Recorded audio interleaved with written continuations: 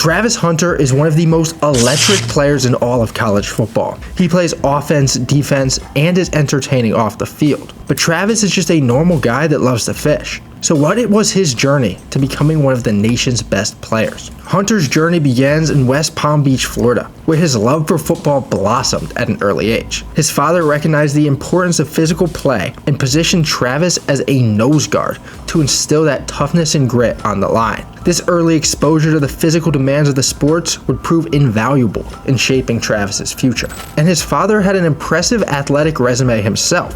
He was a dominant high school football player known for his speed that went on to showcase his talents in the Florida Football Alliance, setting a high bar for his son to aspire to. However, Travis's path to greatness would take a different route. As Travis grew, he transitioned to the position of defensive back and wide receiver, showcasing his versatility on both sides of the ball. Despite his natural talents, Travis's early years in Florida didn't see him shine on the field, quite like his father had. The dangerous environment of his hometown often kept him indoors, limiting his opportunities to showcase his skills.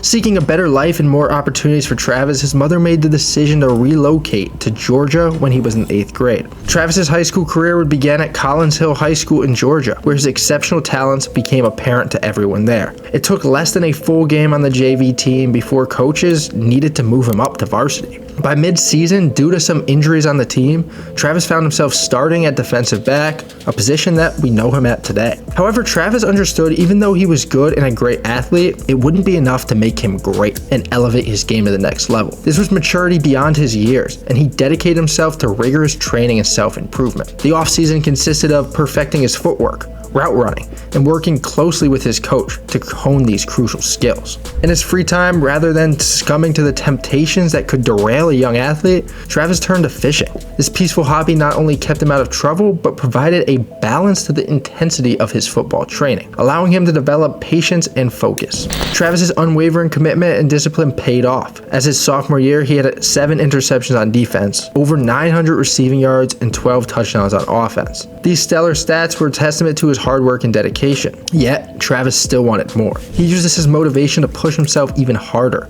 maintaining his intense workout schedule, always trying to improve. Before his junior year would begin, Travis would make a significant decision in his football career. He would commit to Florida State University. This was meaningful for Travis, as FSU was a school he'd always envisioned himself attending while growing up in Florida. The commitment to such a prestigious program was a clear indication of Travis' rising status in high school football. His junior season lived up to expectations too. 8 interceptions, 51 tackles, over 1,700 receiving yards on offense, and scored 24 touchdowns. These stats earned him Georgia's Player of the Year, solidifying his reputation as one of the most dynamic two-way players in the country. As his profile rose, so did his rankings. He ascended to become the #1 player in the entire class. And even with other schools trying to talk to Travis, he remained committed to Florida State. However, as his senior year approached, more rumors began to circulate. Maybe Travis would be decommitting. The Florida State program was struggling to maintain its winning ways, which naturally led to speculation whether Travis would explore his options. In the midst of this uncertainty, Travis took visits both to the University of Georgia and Jackson State. Despite these visits,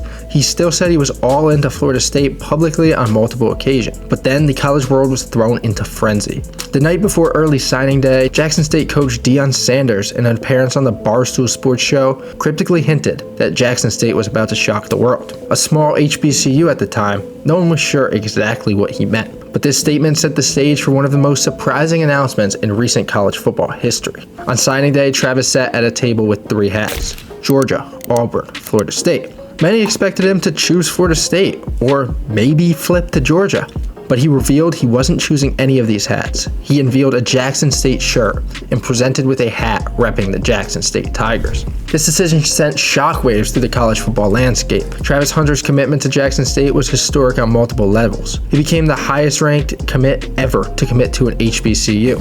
And he would have the opportunity to play under Deion Sanders, one of the greatest cornerbacks in football history. Adding to the intrigue, Travis would be teammates with Shedeur Sanders, Deion's son, who was a top quarterback throwing him the ball. Despite this frenzy, Travis's on-field dominance continued his senior year, breaking the state record for most receiving touchdowns, cementing his legacy as one of the best high school players ever in the state.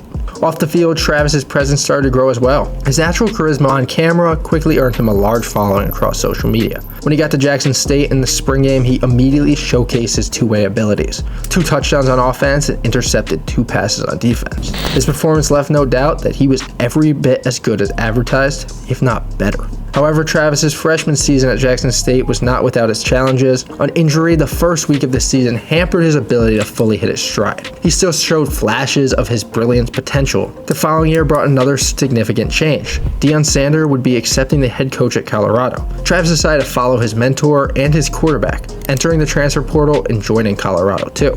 Travis spent the offseason doing what he does best, working tirelessly to improve his game.